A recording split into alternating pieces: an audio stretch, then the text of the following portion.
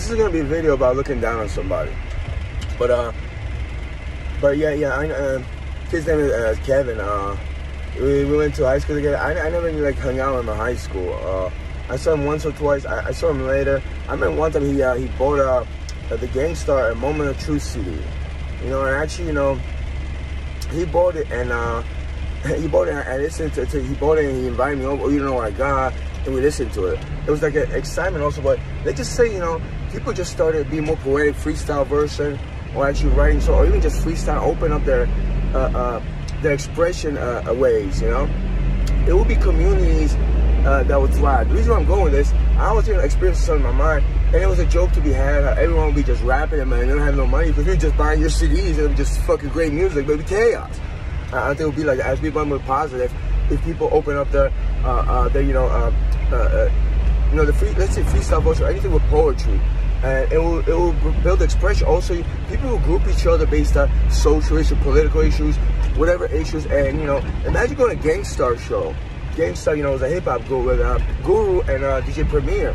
But let's just say you went there and you think everybody is into the social, political atmosphere that Guru was talking about, like Moment of Truth. It was much more, it was much more like philosophical, actually, you know, philosophical. And he had, you know, he had also social or songs like She Knows What She Wants.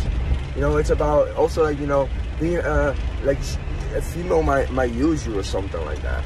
You know, and it was like that. And but you would think, you know, you'll be around those same minded people. That's how I thought of. And this is just another side of the story. Kevin there, you know, the reason why he actually bought that CD, you know, people try to make you think he was my uncle, he was my so-called cousin. People now call him my brother. Luke over there, we went on a trip to Boston, and people say, oh, you remember any music from the future? And we freestyled the verse, Moment of Truth. And I think you remember, the, you know, I don't want to say, you know, with the paragraph that's separated by the chorus. You know, I don't remember right now, but I listened to it, and I still listen to it, and for years I actually cannot remember it. I haven't listened to it in a while. And freestyled on a bus, like freestyled, yet he remembered it, and he versed it rhymingly, you know. And then, you know, it became like people actually kind of liked this stuff like that. And Kevin heard about it, and he went and bought out the CD. You know, maybe he likes the music, but, you know, it's like, if he hadn't heard Luke do that, and it's like, it's also like, you know, it's also about popularity. You know, who knows? But my thoughts were like, you know, the purest of forms. Like, I'm not gonna listen to Capone and Noriega right now. You know, I don't even watch CNN. You know, I don't even, you know, I wouldn't listen to Mobb Deep. I wouldn't even listen to Wu-Tang Clan. It's a lot of violence in there. Even though once in a while they speak song truth, it's a lot of violence. I don't listen to those people, you know. I don't even listen to Redman and Method Man. Even, like, you know, one of the songs that was about getting high, and it's like this, I don't listen to that. You know, I used to get high in high school. I'm not listening to songs about getting high. You know, that's not who I am. So you would think people, you know, but also you talk about, you know, people just be more aware of themselves, actually. Maybe people go to Capone and Noriega, they don't, you know, they don't even believe in violence. They just love their style and stuff. Like, it was fun music. I don't know.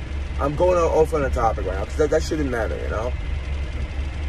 You know, yeah, I think if people just, you know, basically scope their minds to develop their artistic ability into freestyle verse, you know, freestyle, or, you know, just write it, say got together and it became a thing, like that's what they believe in.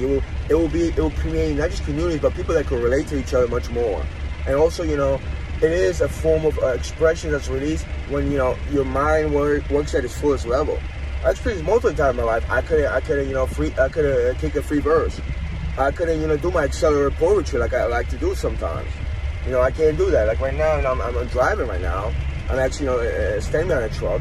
But, you know, I could freestyle a verse right now. Just a lot of times in my life I didn't. But it's also about context and the social, political, philosophical issues that, you know, plague this world I talk about. Also people's psychology. I mean, their mentality, their behavioral psychology, if you talk about that. And cognitive, but also people's behaviors, you know. I would discuss that, and yeah, a lot of other things. You know, just usually positive. Negative things are, you know, the foul ills of society. But yeah, just food for thought about that.